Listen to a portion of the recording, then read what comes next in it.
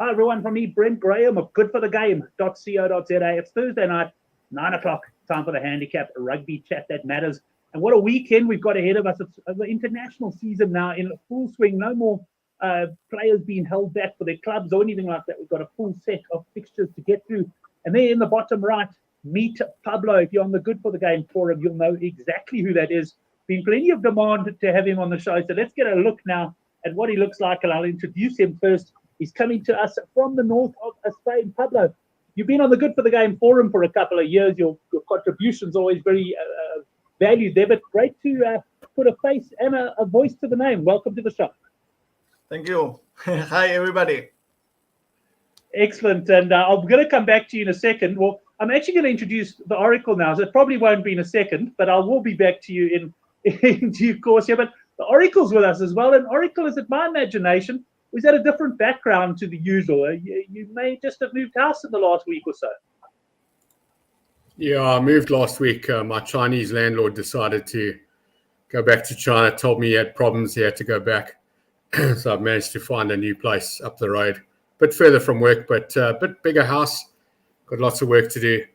You can see some lights in the background. That's I brought that in. The site had 47 light fittings and only 17 globes in. So got a bit of work to do here, but I'm very happy. I'm still close to work, so nice. Very happy. I'm just very sorry that I only found Glasgow in Stellenbosch 2 weeks ago and found nothing else except a Lions win.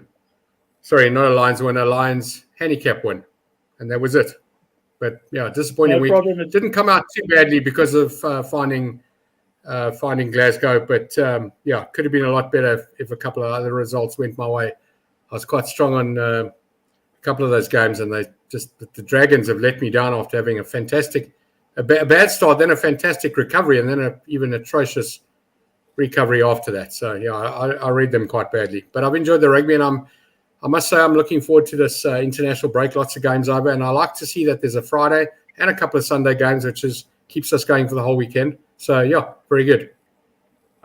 Yeah, certainly looking forward to this. So welcome all the guys in the live chat. We got Reverend coming in there from New Zealand, of course. Morning, guys. Great to have guys from all over the world.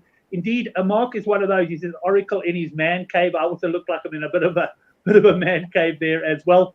And as Seen, who has put his best bet for the weekend up on the Good for the Going forum, he said Pablo Escobar. No, that's not Pablo Escobar, but I did read the book, by the way. Very, very interesting. But Pablo, let's come back down to you now before we get into the international fixtures. First of all, you look a little bit younger than Gavin, myself there. When did you get into betting, and do you really solely focus on rugby? Yeah, actually, I met Pablo Escobar's son when he was in my city a few years ago. Okay. I'm 30 years old. Yeah, I'm quite young. I started like in 2015, like recreational, for fun. And since 2016, I started more professionally. And since then, I started like with the same method there. In 2016, and I continue until now. Excellent. And we're going to talk internationals today and that, but on the Good for the Game forum, you're well known at looking at some of the other leagues. And for example, the top 14, there's no top 14 this week, but also you look at, I think it's called the Pro D2. I see we got a few odds on that. We'll touch on that at the end of the show. So you tend to spread the net a bit and sometimes play in those leagues that maybe a lot of the sort of, how can I say, the TV punters in South Africa may not know, but you can often find some good value there.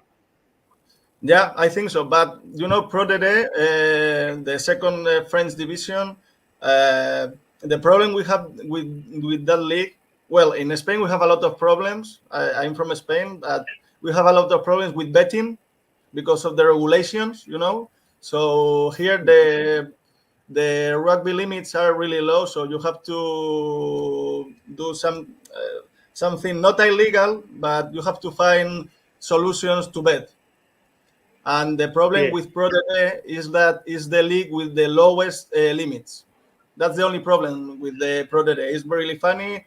You can find good value. But for example, here, the limits in Pro D2 is like 300 euros, 350 euros.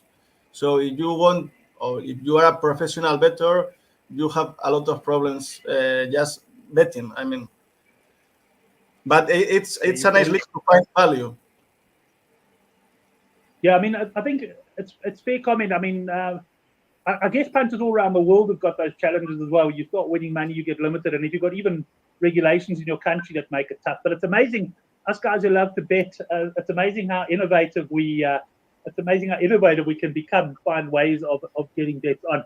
Anyway, just a reminder, guys, if you do enjoy the show, hit the like button, hit the subscribe button. We're also going to have a few sports quizzes coming up as well. But let's get cracking on the first game. And Pablo, I'm going to kick off with you on this one. It's tomorrow night, Friday night. This is a game I've been looking forward to literally for months.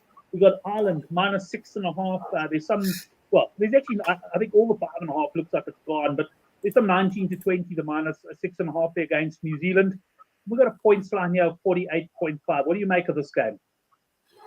For the moment, I didn't have any bet in this match. I saw both lineups, and the handicap for me, it's more or less well set. Maybe people are leaning on New Zealand because it's the underdog here, but you cannot underestimate Ireland at home, even if it's the first match. So for me, handicap, it's almost a no bet, no real value there. For me, 6, 7, 8 points advantage to Ireland because they play in Ireland, in Dublin. But here I focus on the points. Here in the former Pinnacle, in PS 3838, we have 50 points, a couple of points higher than in Bet 365, that is 48.5. And if I had to bet here, I would go to the unders. Not bad weather, not a lot of wind because almost no wind. High humidity, but the pitch will be perfect. It's Dublin. But if I had to bet, I would go to the under 50 points here.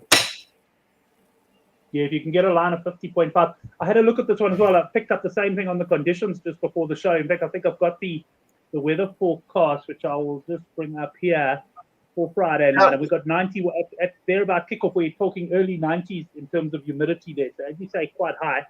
I must say, when I looked at this game, also points, if I was at 50, I might be under. 48.5 looks a little bit, looks about right for me.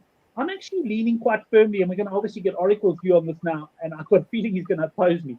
And Oracle, you're not allowed to mention Terry Payne when you make your response. But I'm going to say I like Ireland here. I actually think Ireland by double figures. I've just got a feeling they're really going to click it. Both teams have got a couple of injuries. Cam Furlong there for the Irish in the front row.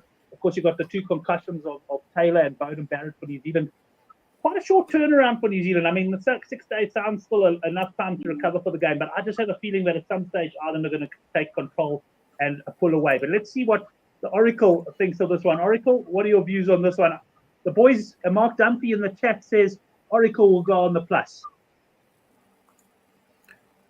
He's partially right. I just want to check that financial advice warning was primarily for me and my telling people to buy gold, and Trumpy Bumpy made it go down by over $100 yesterday.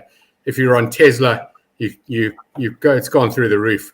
Mr. Musk pulling up my hedge punt on Tesla, bringing up the losses on the gold. So yeah, good point to put that up. Rugby punting's become a hobby for me, whereas investing's become more of a job. Yes, Mark is 100% right, and I'm going to tell you, I don't have to mention the likes of your colleague on that old show, but I got to tell you, we're not talking about even money anymore. We're now talking about 2-to-1s, and I'm got to say, once you get into the 2-to-1 line of this, there's only one result. It's New Zealand, and I'll tell you what's solidified it for me, Brent, was their comeback last week. They started quite well, and obviously that Marcus Smith, the fly-off guy, got that run and scored the try, caused the try to be scored, or assisted it, as they talk about it in Fantasy League. I thought New Zealand were dead and buried. I thought they were gone, as they had been in their last 20 minutes against South Africa a couple of times, and their last 20 minutes against Argentina. I was hell of a impressed that New Zealand came back. Are Ireland the better team? They probably are. Are they deserved favourites? Yes, I would say they are. I just feel that a 2-1 is a massive amount of value. This is not backing them at evens or 12-10 or even a sneaky 15-10. This is a big price about New Zealand. Coming off a game that they looked like they were going to lose. The last 20 minutes, they looked like they were going to lose. I'm going to tell you, I'm excited. Yeah, there you go. I would tell Oracle there's no such thing as a shit New Zealand team. He's 100% right. But, yeah, I like New Zealand here. If anything, my bet is on the board. It's not going to be a big bet. I just think there's a little bit of value. And I will absolutely have some on the plus. I think it's way too high. You want to give me plus 6.5, I'm happy. They've been on tour already for 2 weeks. This is not their first game. Ireland haven't played a game in a while. I think New Zealand are up for this. They've got their number. They can beat them. And I'm going to tell you, I expect New Zealand to win this game. Right, Johan Esterhuizen coming in and saying Ireland 1-12. I am just going to bring Henrik's comment up again because I think you misread it there. He's telling you that there is such a thing as a shit New Zealand team. Oh, no, there isn't. And he's going for No. So, yeah. No. So what I meant was that's what I always tell people. And yes, he's saying the opposite to that. That's fine.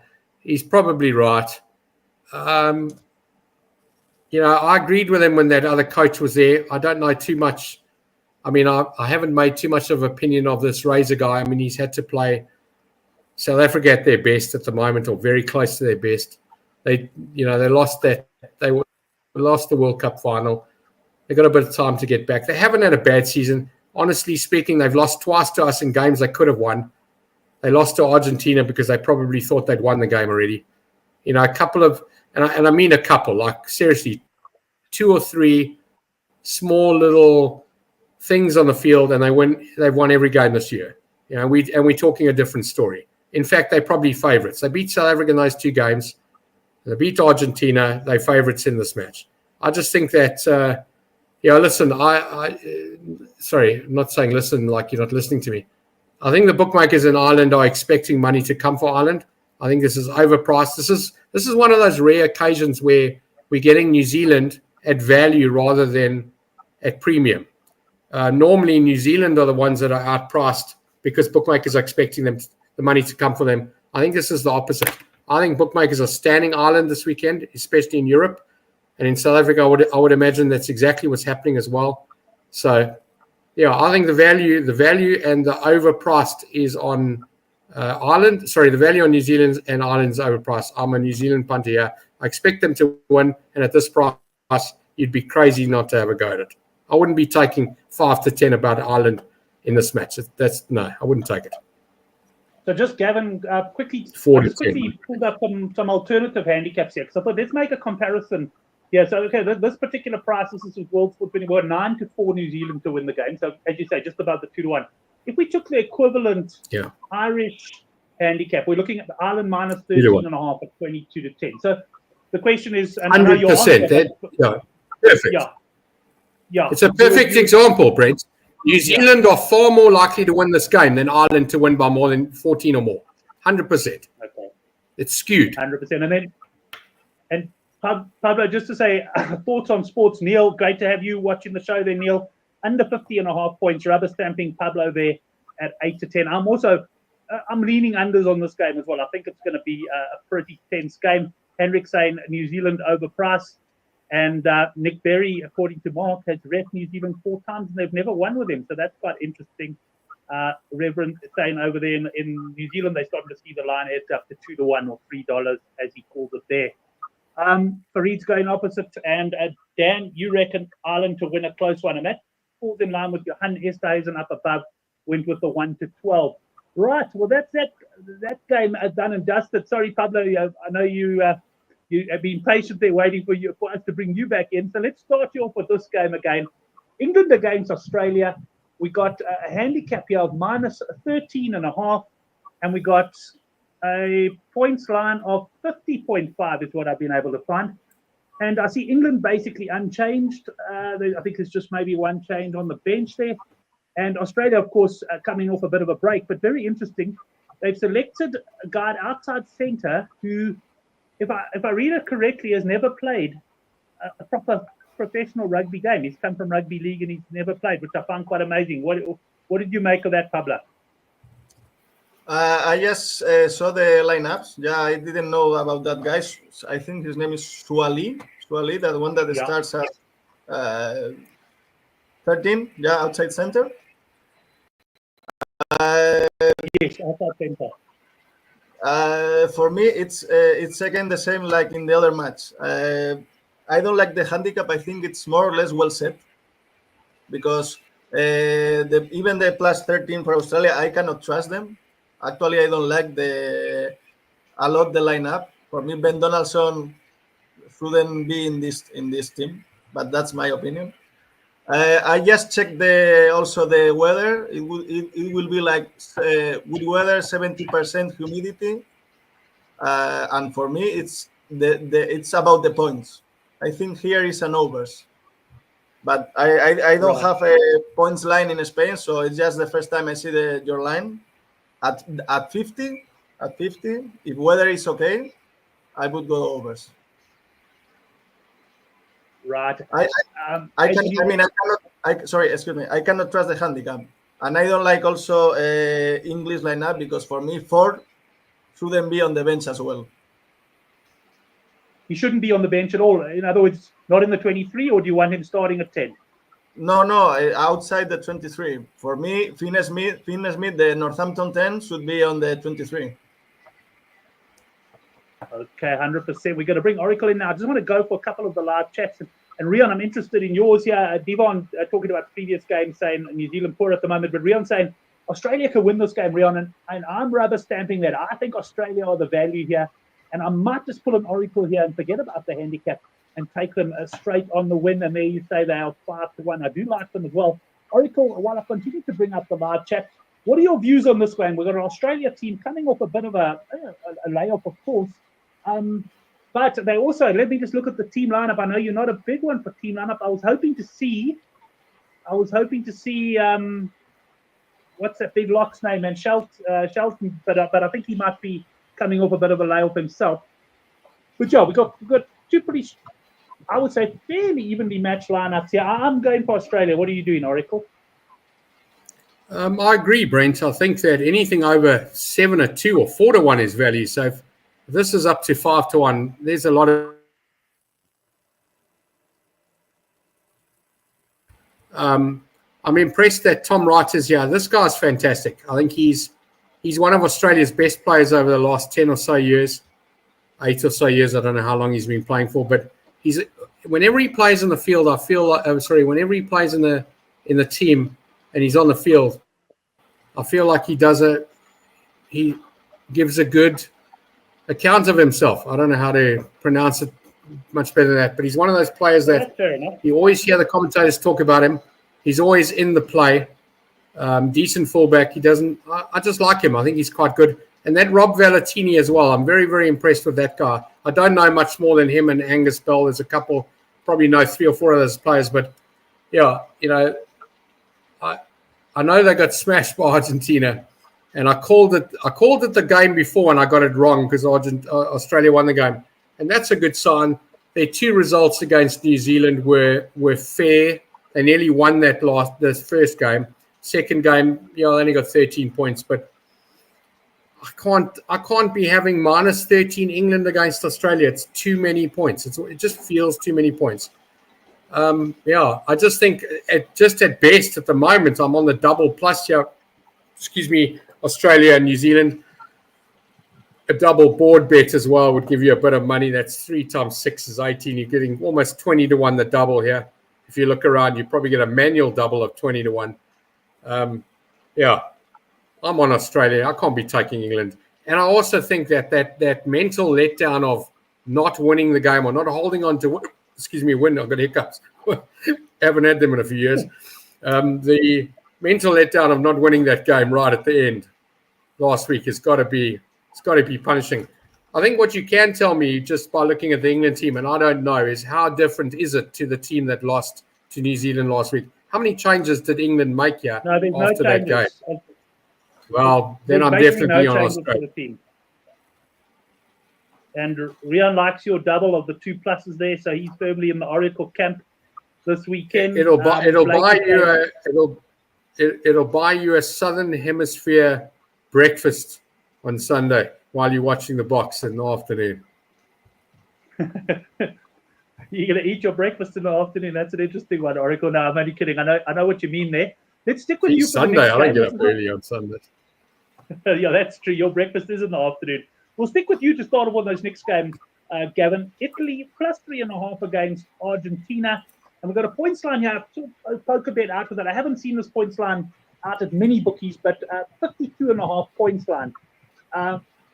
Argentina had some great performances in the Rugby Championship, but Italy, also did some good stuff in the Six Nations. Both teams, I would say, are a bit inconsistent. What are we going to get here? They got the right favourite, but there's a digit missing there. I mean, I can't remember when last Italy beat Argentina. I don't know, Italy not winning this game. They're just not winning this game.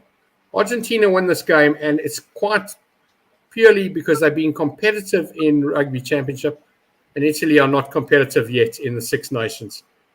I mean, they've won the odd game over the years, and I've won money on them at 9-1s and 7-1s. They're not winning this game. I'm not bothering about a -3 here. I think you can take -9 or even a -14 here. This can be, you want to bring up that WSB alternative handicap list, and we'll find something at around 3 or 4-1 here, which is very achievable. Argentina, a much better team than Italy. This is the betting suggesting it's close, like it was with Trumpy Bumpy and that woman last night, yesterday, Tuesday, whatever it was. There was no race there. There's no race here. Argentina will cover this.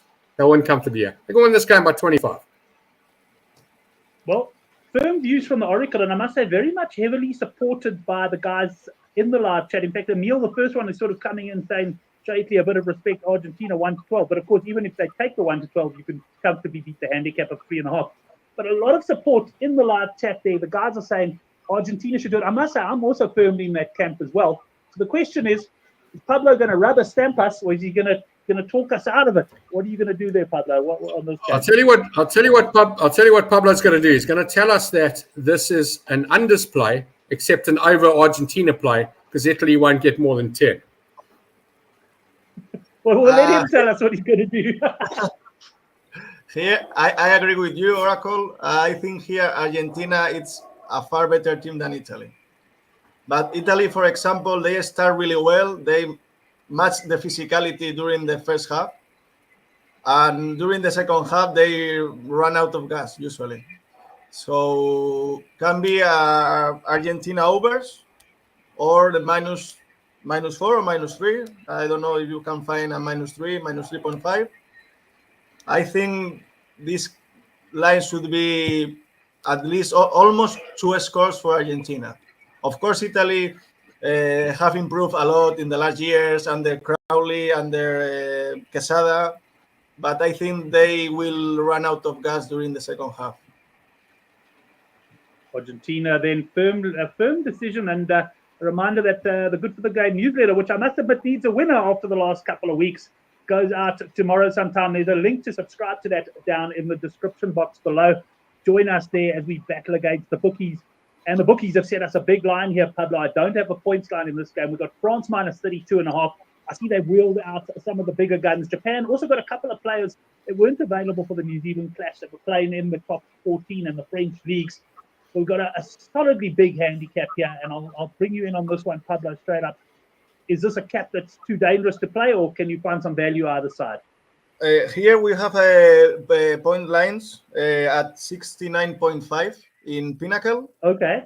Sorry, 68. It was 71.5, and I wrote under 71, but now it's 68.5. Okay. So there's been some money for the unders. Yeah, I think, but Japan, it's in disarray. So, and actually, the lineup is not the best. They have Saito at 9. He's a nice player. Imeno in the third row, but the first and the second row very inexperienced young players. They have a player like Naikabula in the wing. I mean, for me, it's a really bad player. I know he tried to do his best, but against Penot and Biel Biarré, he will suffer in defense. And because of France, they go really, really strong this match. There's no Ntamak because he's injured, but they go with everything in this match. Handicap may look like high, but this match can end something like 50-10, something like that, because France have enough firepower to reach the handicap and also to reach the point lines. Weather will be good. Maybe the total points can be unders, but or France overs or Japan under. But I have to think about it. Yeah, but weather will be good. Not 9 degrees. Thanks for that. I bought the wrong weather up there. I bought the Scotland weather up instead of that game. So you say the weather's going to be good for this one? Yeah, 9 degrees, 100% humidity. But you know, it's a Stade de France, so they are used to that in there. So France, they go with everything. They are really strong. The first row, the forward pack, the back line, Dupont at 9. I cannot see Japan matching France physicality. Line, it's like 36, 18, Japan 18, and France 50, something like that. Yeah, it'll probably be France about 51.5, maybe somewhere there. 51.5, something like that. Japan 18, maybe 50 points is maybe well said, but I cannot see Japan scoring 20 points. Right, let's bring the Oracle in on this one then. Gav, it is a high handicap. You're not going to tell me they got the wrong favorite here, are you? I'm going to tell you it's the handicap doesn't represent the history, and you know, Japan for some reason actually score more points in France than they do when they play France in Japan. They've not scored less than 15 points in the last few games against France, and if you're suggesting that the Japanese points line is going to be around about 15 to 18 points, I'm going to tell you I'm going over Japan here. I think they'll score the 20 points they've scored many times before. I wouldn't be taking minus 32. Of course, it can win, but I'm also not really a plus punter here. I'm a point in this game. My bet would be on Japan proving that they can do what they've done before many times. I don't know the strength of this either team. This is a statistical bet for me, and it will be a small bet, so I'm not heavily involved here at all. In fact, I'm going to be barely involved. But I think the right call here is to go Japan over as long as it's under 22 points. Any over under 22 points is value to me. Right. Well, I must say I'm more in the camp of. Sorry. One more thing I was going to say there is, and this again comes back to my theory of where I'm not really sure about a handicap. In this case, I'm not sure about this handicap. This 32 doesn't look too low to me. It doesn't look too high to me. It looks about right. But it's a dangerous number. It's high enough to be dangerous. And often the best thing to do is to watch a little bit of the game and even have a halftime punt. So, you know, you might find Japan haven't scored in the first half. They'll have a decent second half. Somebody will talk to them, whoever talks to them. Sometimes these teams are well up. That, you know, France might be 25 points up at halftime, 18 points up at halftime. They may not plug into it. So a lot, you know, if France start off quite nicely and get a 10 or 14 or 18 point lead, then I'm going to say back the Japanese plus at that point because they will come back. They've shown that they have. But again, I wouldn't put a lot of money into this. It's not a big money bet, this. But I'll watch the game happily. So, I want to actually talk about Emil's comment now because he says, at what point will France start thinking about the ABs? And it's those type of things, Emil, that, I tend to agree. I know 2M System says they'll start on Sunday, which is obviously the next day when the game's done. And that's certainly what the coaches will tell them. But mentally, players often do that. And I'm going to come back to Pablo on this one. Pablo, I'm not normally a half-time punter. I just haven't had a great record over the years of that. I know, like, one of the guys who'd come on the forum, Mondo, he loves his half-time bets, team to score over so many points at half-time and that. But this could be one of the games where France have got a top team they're putting out there. They get the job done early. They get well up at half-time. And then potentially bring a few of the players off. Yeah, with a mindset of it's not that they really not going to stop playing. But, a bit of disruption. There's bigger fish for them to fry next weekend against New Zealand. What are your thoughts on that? Yeah, maybe you're right, because as all of you or most of you think, France will turn off the food. I don't know, maybe in the half of the second half, in the 60th minute, they will start to thinking in the All Blacks. So they usually start really strong at home. Line will be like at 25 points France in the first half, 26, something like that. They can score like 5 tries in 20 minutes. They are more than capable to do that. And in the second half, they start to think in the next match. Yeah, I'm thinking along. I must say, I'm thinking along similar lines. Yeah, at the time they changed Dupont for Luku. I think is the substitute 9. They will turn off the foot because and also because Luku is not Dupont. It's not the same 100%. kind. No one is, and it's actually scary the depth that France have got it now. And they certainly have some great options there. Let's just pop on quickly to the live chat. I just want to see you any further comments on this game. Blake backing us up there. He's saying first half France is a great call. I'm going to go back to the Oracle for the next game. It's an interesting one. Excuse me. Wales v Fiji. Fiji have done the business over Wales a couple of times. Got a handicap here of -6.5. There was some discussion in the Good for the Game forum. I think it was Jamison saying, gee, why such a low handicap? And the reason is quite simple, is that Fiji are getting their top 14 players back this weekend. So there's a number of players, and I'm going to be a bit like Oracle on this one and admit I don't know a lot of the players. But I guess the fact that there are these players coming back explains why, despite having taken a hiding against Scotland, they're expected to give Wales a good run. So, Oracle, on this game, what are your views? I just want to make one more comment about what we were talking about with the halftime betting. So, I'm not a first half punter. What I normally do is I like to watch the first half and take the bet at halftime after what I've seen, because going back to Sean Nicholas and his 10-point handicap rule, a lot can happen in that first half, and many times, and I mean many times, I've seen value at halftime that I couldn't see before the game started, purely based on what's happened in the first half. So I'm not suggesting that going out there predicting the first half is the answer here. A lot of the time that it's worked for me, and well more than 50%, is actually reading the game in the first half and anticipating what's going to happen later in the second half is easier if you haven't watched any of the play to start with. And to go back to the comment of, are there eyes on All Blacks the following week? Absolutely. And what we've got to remember about this game is they've watched it the night before. So Ireland, New Zealand is on Friday night. This is not a game that's taking place an hour before, an hour later. These guys are relaxed in their hotel room or even in their own homes watching these games. Watching the Ireland, New Zealand game. So maybe they get together and watch it as a team. I don't know. But they're watching it the night before, and they're going into this match and they're thinking, do I want to get injured? I want to take these oaks on. New Zealand win the game, they're going to be fired up. Ireland win the game, they're probably thinking, it's a bit easy. Ireland beat them. Of course, we can beat them. So there's going to be a bit of a mental aspect to this as well. And I think, you're right. Guys want to have a bit of a run, and they'll have a go in the first half. Win or lose, beat the first half handicap or not is a different story. But, the second half, they want to relax. They're getting closer to that next game. I find myself a better halftime punter in games I can't call before the game.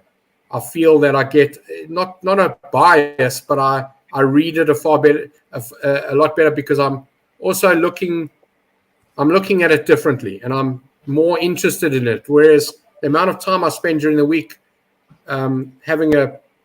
making a decision on which way I'm going to go, if it's not easy, you've got 40 minutes to study hard because you're watching the game, you're hearing the players, you're feeling the conditions, you're seeing everything. And I just find that you don't have to get the first half right.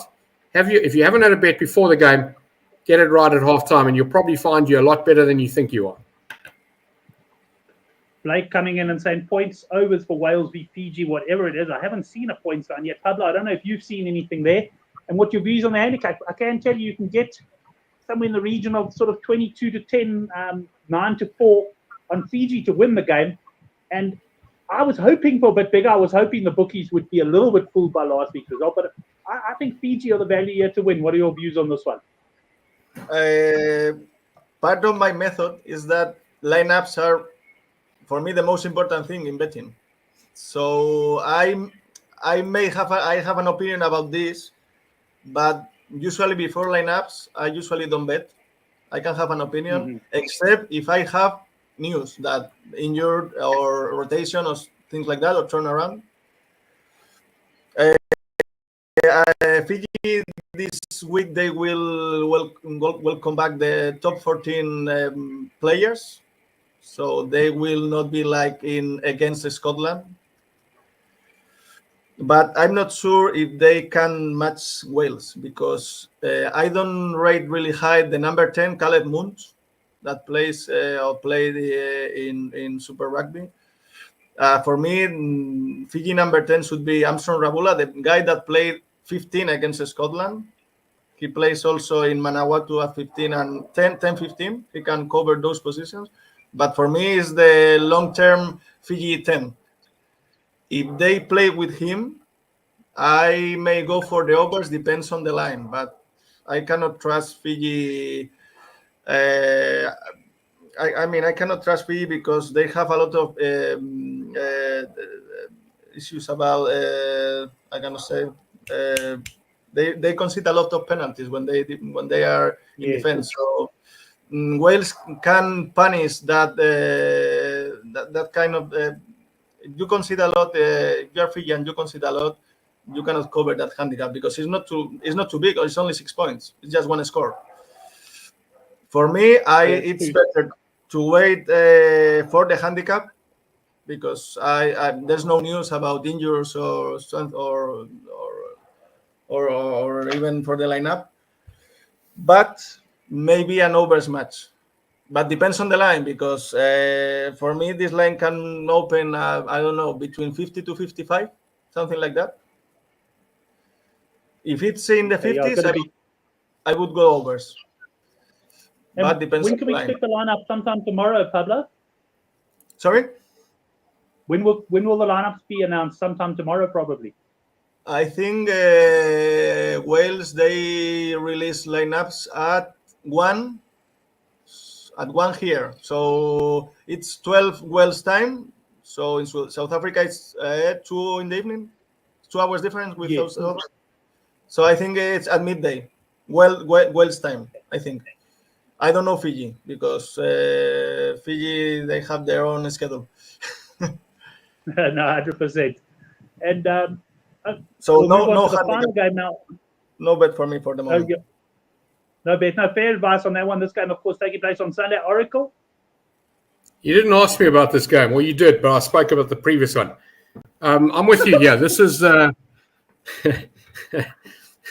Fiji win this game. I'm going to tell you, I don't think the price will change here. I think this price is set based on what Pablo said, full strength teams. I don't know. I'm going to differ with Pablo and say that fly half wasn't too bad. Mance, whatever his name is, I remember them calling him out.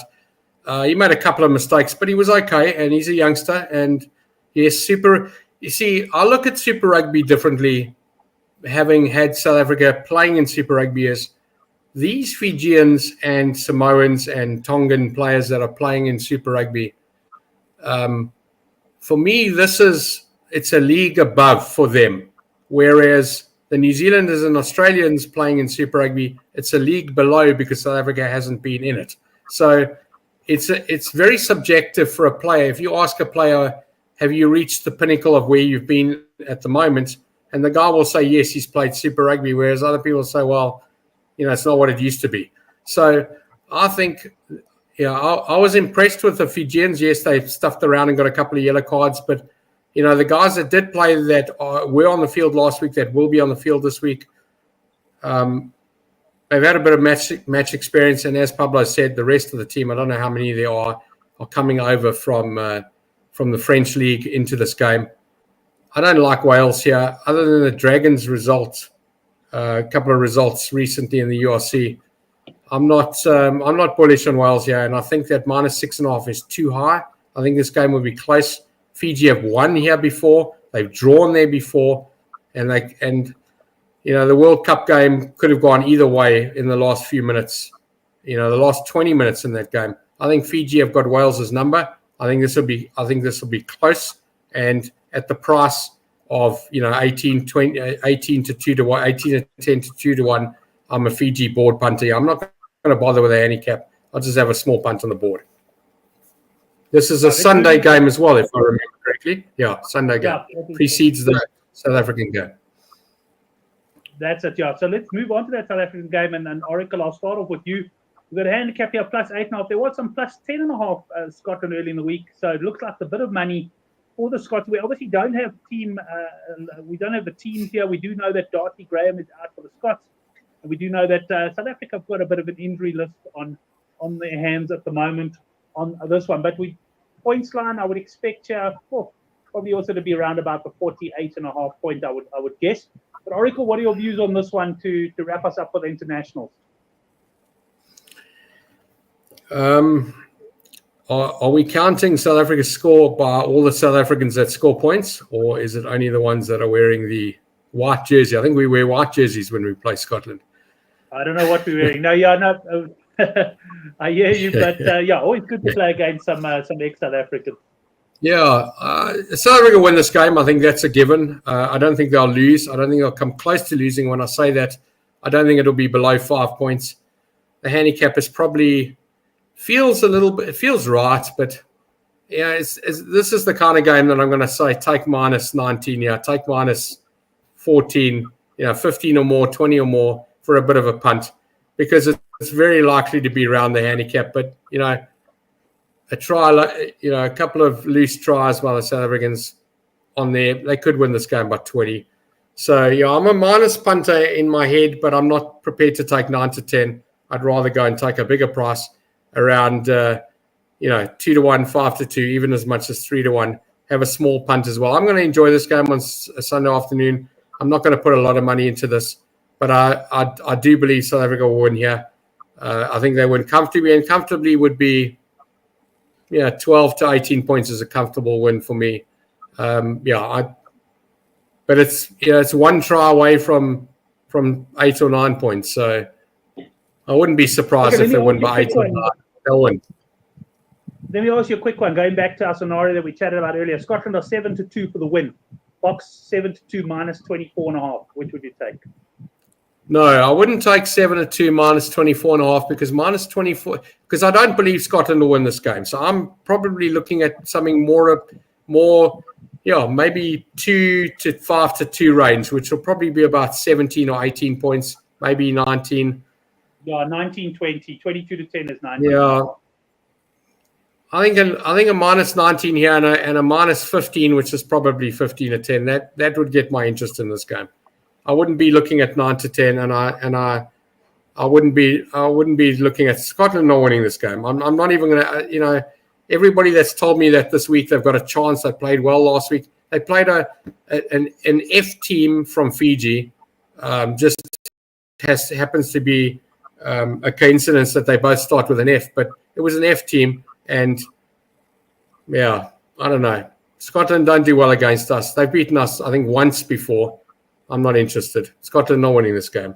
I'm not buying into that. Not buying what they're selling. Johan Esther is saying Scotland to cover. I also like Scotland here on the handicap. Shane coming on mentioning the betting on the US elections, which we won't go into now, but needless to say, I was riveted. Didn't get any sleep that night watching all the market fluctuations. Let's just get Rion's treble here. Fiji, Australia, and New Zealand on the board at 70 to 1. Yeah, I don't know about ridiculous value, but certainly is a big price there, Rion. Nothing wrong with that. I might take something similar, except, I don't know if I'll take New Zealand. As I say, I do fancy Ireland on that one. 2M system saying box should put the Scots to bed, but they'll probably scrape it. And let's now move to Pablo and see what his views are on Sunday. But I'll come back to you, Oracle. Here I agree with Oracle. I think Scotland cannot match box physicality, but I have the same feeling like in Italy against Argentina. I think Scotland will or can start very fast, until halftime, something like that. So maybe they can cover halftime handicap like +4. But I don't take that bet. I think they can cover, but for me, there's not a lot of value there. But usually Scotland, I mean, it's like Italy against Argentina for me. They will be run out of gas against Springboks, because when the bench when they start to play the bench, for me Scotland are really, I mean, weaker than the Springboks. So maybe I will do here a inlay bet at halftime for the Springboks, not for Scotland. Just along those lines, one of the bets I was looking at here, and it's one of those bets I also take when I don't fancy anything too strongly in the game. Last week I actually had heartbreak in this market. I took New Zealand to lead at halftime, England to win. I got 9.5 to 1 just before the game, and England, 2 points down at halftime, perfect result for me, and then they absolutely blew it there in the last sort of 50 minutes. But Scotland to lead at halftime and South Africa to win the game about 5 to 1. Pablo, what do you think of that for a play? You said at 5. Yeah, 5 to 1. For me, it's low, because I remember like 6, 7, 8 years ago, it was a different time. It's not 2024. That kind of bets, they were like at 8, 9 to 1, 10 to 1. There was value. It is tough. Yeah, do you remember that? There was value at that time, but now the bookies, they are aware of that, that there was a lot of value in those markets. So at 5, I mean, it's not about what may happen. It's about if there's value. And for me, at 5, there's no value. If it was at 9, 10, 11, of course, yeah. But no, I was just looking at the price now for the first time, because I got 9.5 to 1 on a similar handicap game, last week. So the 5 to 1 does look very short. So if I could get 9 to 1, 8, even 8 to 1, maybe I'd be tempted. But I agree with you, it's a little bit short there. Oracle, you wanted to add something on this? I wanted to add on the comment of the 70 to 1 bet. I was going to say. Okay, I'll bring that up. Fiji, Australia, and New Zealand. Fiji, Australia, I was going to say, take Australia out and put Argentina in for the cover bet, because Australia's the only one. But Australia's price is value, but they're the most unlikely to win out of the 3. And I would take a Fiji, Argentina, and New Zealand bet, and of course, taking multiples like that, you've got to put South Africa in. South Africa win this game. I don't think there's a result there. I think that's almost a given. I'm just trying to remember what Pablo said about the halftime. Oh, yes, sorry. He's 100% right. So those markets, which the bookmakers call alternative markets, are badly priced by percentage. There are some bookmakers that do have good percentages on those. You've got to look out for them. But yes, there is a winner there. And I think it's not so much thinking about the 8 to 1 or 9 to 1 that you could have got in the past. I think it's more about looking at this in its current game and saying, what are the probabilities of this? I wanted to ask Brent a question, though. What is Scotland's price to win the first half?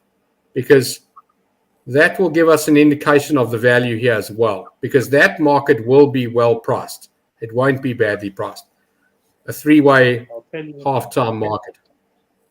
I'll tell you now. Let me have a quick look here what their halftime price is. Because what are they to win? Scotland, you said, was 7 to 2 to win the game. No, they're 2 to 1. Scotland are 2 to 1. Okay, so now Scotland are leading. Now the thing with this bet is it's obviously a collective bet. Yeah, correct. They could be leading by 1, they could be leading by 20, but obviously we're not expecting a 20 in this case. So let's assume Scotland are 3 points up at halftime. So they won the 2 to 1 bet. They're 3 points up. What is South Africa's price to win the game? South Africa's price are going to be, well, I suppose you could look at how far ahead Scotland could be at halftime. Yes, they could be 7 points, 5 points, but likely it would be between 1 and 3. It would be a sneaker. So at 3 points, South Africa 6 to 10. Right. So you take 1.6 times 3. What are you getting? 1.6 times 3, you're getting 5 to 1. Yeah. 1.6 times 3, 5. Yeah. Did you take the one off, eh? You have to take Yeah. the one off. So you're looking at. Yeah. So you're looking at but just under 4 to 1. So let's call it 4 to 1. So I'm going to say that in this situation, if you think Scotland are going to have a good first half here, and I'm expecting South Africa to win the game, I'm going to tell you 5 to 1 is not a bad price, because based on the other stuff in that market might be badly priced. South Africa, Scotland might be badly priced, or South Africa could be badly priced, where the bookmaker's expecting the money. But if you always price up these, I love to call them manual multiples, but price it up as you would see it. And in live play, you take a bet a few minutes before the game, and you take a bet at halftime with your winnings, because you've got Scotland to win the first half. I say you're getting better value taking this bet before the game, if this is the bet that you like. It's the way you look at it. Yeah, it's interesting because obviously, as you say, they could lead by more than 3. And of course, we're assuming that my 6 to 10 is the right price if they were leading by 1 to 2, which I think it. Of course, it could even be 7. It could even be 7 to 10. It's not going to make a massive difference, but it's not going to be like, they're not going to be 5 to 1. And honestly, if Scotland are leading by 10 at halftime, I'm still punting South Africa in the second half. I'm still taking a South African punt at halftime for them to come back and win. So that, I'm going to beat my 5 to 1. Now I'm getting 7, 8, 9, 10 to 1. I'll happily take it. A lot of this is maths, eh? It's maths. No, 100%. And also those bets for me, though, they do tend to be fun bets as well. I usually, like I say, I do it. Like last week, I was at a 60th. I couldn't even watch the game until the last 15 minutes. I'd had a few beers and I saw 9.5 to 1 and sort of went for it. But I mean, I mean, they could be leading by 8. They could draw. They could be behind. But yeah, one of those bets that's a bit of fun for me. I think we basically. But remember, Brent, the whole point of this bet is that Scotland have to win the first half. So if Scotland don't win the first half, your bet's gone anyway. Yes, it's gone anyway. Yeah. And then if they win the first half and go on to win the game, you'll wish you took the 2 to 1 that they just won the jolly match. But guys, what we're going to do now, before we get into the best bets, Pablo, I'm going to bring up some Pro D2 betting, and I'm not even going to ask Oracle, and I'm certainly not going to comment on these because you know that. But I know you haven't got team selections, I don't think, on most of these matches yet. So certainly no pressure, but just run through maybe your thoughts on the weekend's action for those guys who like to look at some of the alternatives. I'm opening up Bet Exchange here, and we do start on Friday night, so I guess you probably do have teams probably on that. Or is it tonight? Is it tonight at 10 o'clock? That's like in 7 minutes. 7 minutes, okay. Yeah, so, Ray, at 9. you don't need to spend too much time on it, but take us through those fixtures. We are in time to take the bus. 7 minutes. It's at 9. Does anything catch your eye on the weekend here? Not yet. I just did a quick check on the lineups before the show, like in 5 minutes. And at the first site, I saw that Aurillac, the one that plays against Provence Rugby against Stade Aurillacois. You see tomorrow at 8:30. That one is at minus 19.5 the handicap. Yeah, for me that's at first sight. For me that's the stake 2, or even Provence over, because I don't have still points lines in Spain, but I think that will open like 35, something like that. Like 50 points, 35 Provence, 15 Aurillac. For me, it's an over. Good weather, not really high humidity, and Aurillac it's played with the second, third string. That's the only one I see now with big value. Okay, 100%. Thanks for that. We'll move on now, and you can of course keep an eye on the forum. There's a link down below. When Pablo does spot something, he posts it on the forum as well. But let's get into our best bets now for the weekend. And I'm going to jump up to Oracle to start. Oracle, what are your strongest fancies? Out of all of the games this weekend, I'm going to tell you that New Zealand on the board, Argentina on the board, and Fiji on the board. Those are my three. I think they all win the game. Right. I expect South Africa, but they're short, so I wouldn't. And that was, so that was a little bit different to Rion's treble, but you had two of the legs. As you said, you didn't put Australia in there. No, but even even Australia, if you take a bet on Australia to win, single bets now, Australia to win, Fiji to win, Argentina at a decent minus, New Zealand to win, I'm going to tell you, at least two of those are winning. At least two of them, you're in the money. One, you're not losing much. If you get them all wrong, then go and take the multiple the other way. I don't know. I have in the past got, all my bets wrong for a weekend. But, geez, I've got to believe that two of those four are winning. And if you've got three of them winning, you've got proper money. You're eating well on Sunday. You're buying well on Sunday for the South African game. You're going to haul out the big stuff at the braai, and everyone else is going to pull in with a small packet of Spar Boerewors or OK Boerewors or something, and you're going to be eating well. Oric will be eating his breakfast at 4 in the afternoon. Good to see the Moss Man joining the show and saying good to see Pablo. Looking forward to a chat. I think it'll be a great show with the two of you guys on as well there. Running through some of the bets before we get it.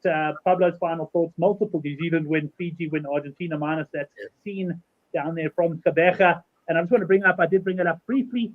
But Johan always shares his weekly treble, and he tends to have some pretty good success with this. England, Australia over 50.5, Argentina minus 3.5, Fiji plus 6.5, and that works out at 11-2. Right, Pablo. First of all, been great having you on the show. What are your thoughts then in terms of what we discussed? What are your strongest fancies for the weekend? First of all, about the match that is going to start in 3 minutes, I think Farid, that he's leaning Biarritz. I think I agree with him because I took Biarritz +8 Asian handicap, like at 1.70 something, for just 1 unit because they go strong. They rotate a little bit, but they are in really good shape. And Mont de Marsan, for me, they're gonna suffer in the low part of the table. So for me, the +8, just 1 unit. My main stake is 2 units for the medium confidence bet. I usually do 2 units. 1 unit is low confidence, and 3 units is something really, really high confidence. For me, Biarritz +8 Asian handicap, just 1 unit. That for now. Second one, the best for me is the other one in Pro DD, Provence -20. Or if you can take the over, like at 35, 36. For me, it's even for 2.5 units, not even 2.5. Because they will play against a second string against Aurillac, that it's one of the worst teams of the competition, and Provence is one of the best teams of the competition. Sorry. So Provence over 35, 36, 37, 2.5 units. That's the best for me. And about internationals, I like Argentina a lot. The draw no bet here we have at 1.61. Argentina draw no bet. Yeah, in bet 365 it's 1.61. I think they are. I would put like at 1.30, 1.25, something like that, because 10 points difference, like 1.25. I think they are 10, 12 points better than Italy.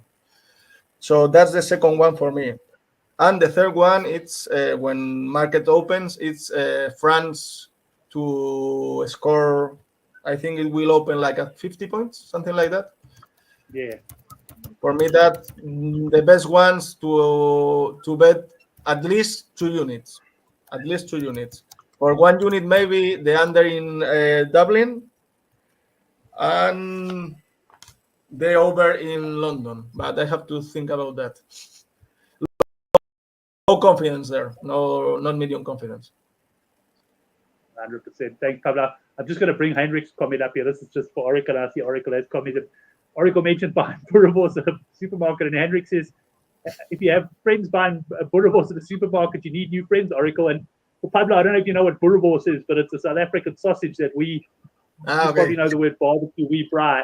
But you can get it at a butchery, or you can buy it at a supermarket. And Henrik suggesting a butchery. Oracle, what do you say to that one in closing? I did reply. I said, I keep inviting him, but he never comes. I just want to say one other thing. I quite enjoyed Pablo's three-way look at a bet. Sorry? I said, now you know why. He knows you buy your boerewors from the supermarket. No, I don't. I'm saying people show up with it. I don't do that. No. I did quite enjoy Pablo's three-way look. I used to be a 5-unit, and I know that you've operated Good for the Game on a 10-unit system. And it just reminded me of my mate, Paris, that bets on local horse racing. And he's got a 3-way system. He calls it half max, max, and super max. And that's it. Maximum bet maximum bet is the medium bet. Super max is, borrow money, get on, and half max is if you're not so sure. And I'm chasing bet. Hey, super max comes when you're down for the weekend and you've had a few beers. Excellent, guys. We on the hour mark, and I'm sure Pablo wants to watch a bit of Biarritz play there in the Pro D2. So they've already started. His eyes have moved right. They just started. We had a lot of activity in the live chat. So thanks, and Pablo. How did you enjoy being on the show there? Yeah, look, you know that my English level is not the best, but I tried to do my best, and I enjoyed a lot. Nothing wrong, bro. It's very good. Yeah. I can tell you, I have to improve it. Actually, I have a C1, but last time I talked in English, it was like I don't know 1 year ago on vacation. So at least the level is there, but I enjoyed a lot. Excellent. It was great having you on, and I can tell you we wouldn't have had so many viewers commenting that all the way through if they were struggling to hear you. I understood you perfectly the whole way. Thanks very much. And Oracle, good to have you on the show. Enjoy your first, I suppose, full weekend in your new house. And enjoy the rugby. Any final words for the likes of Shane, who came in from Ireland, comparing you to Elon Musk? Yeah, no, I had more money than Elon 2 days ago before the election. Excellent. Thanks, everyone. Tesla got to $300 today. It's crazy. It's ridiculous. All right, mucho gusto, eh? Yeah, thanks, guys. That was great. Great having you on the show, and thanks to all the boys in the live chat. We'll see you next week, Thursday night, 9 o'clock, for the Handicap Rugby Chat That Matters.